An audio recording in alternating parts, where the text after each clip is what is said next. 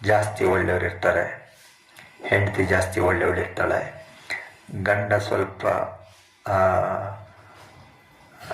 ಕಡಿಮೆ ಒಳ್ಳೆಯವನೇ, ಆದರೆ ಕಂಪೇರ್ ಮಾಡಿಕೊಂಡ್ರೆ ಹೆಂಡತಿಗಿನ್ನ ಸ್ವಲ್ಪ ಕಡಿಮೆ. ಇಲ್ಲ ಗಂಡ ತುಂಬ ಒಳ್ಳೆಯವನು, ಹೆಂಡತಿ ಸ್ವಲ್ಪ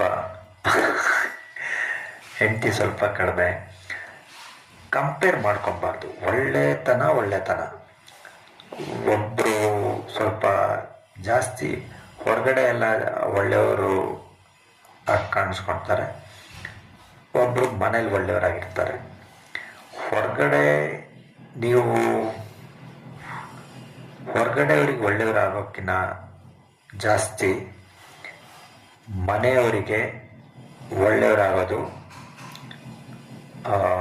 ತುಂಬ ಮುಖ್ಯವಾದ ವಿಚಾರ. ಮನೆಯಲ್ಲಿ ಅಪ್ಪ ಅಮ್ಮ ಇಬ್ಬರು ಮಕ್ಕಳ ಬಗ್ಗೆ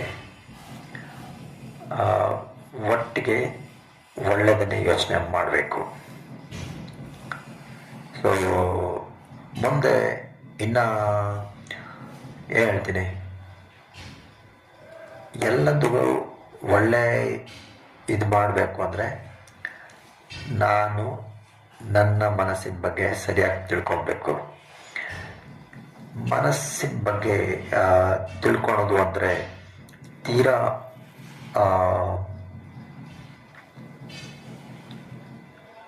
ಡೀಟೇಲಾಗಿ ತೀರಾ ವಿವರಣೆಯಿಂದ ಮನಸ್ಸಿನ ಬಗ್ಗೆ ತಿಳ್ಕೊಳ್ತಾ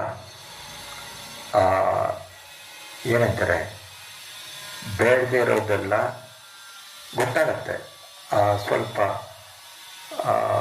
ಏನಾರು ಒಂದು ಸ್ವಲ್ಪ ಕೆಟ್ಟದ್ದು ಮಾಡಿದಾಗ ಮನಸ್ಸು ಒಂಥರ ಬೇಜಾರು ಆ ಥರ ಎಲ್ಲ ಇರುತ್ತೆ. ಒಳ್ಳೆಯ ಕೆಲಸ ಮಾಡಿದಾಗ ಮನಸ್ಸು, ಈಗ ನಾನು ನನಗನ್ಸಿದ್ದು ಮಾಡಿದಾಗ ಖುಷಿಯಾಗಿರುತ್ತೆ. ಹಾಗೆ ಹೆಂಡತಿ ಕೂಡ ಅವರಿಗೆ ಅನಿಸಿದ್ದು ಕೆಲಸನ ಮಾಡಿದಾಗ ಅವ್ರ ಮನಸ್ಸು ಖುಷಿ.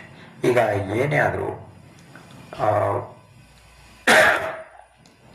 ಇನ್ನೊಬ್ಬರು ಯಾರೋ ನಮ್ಮ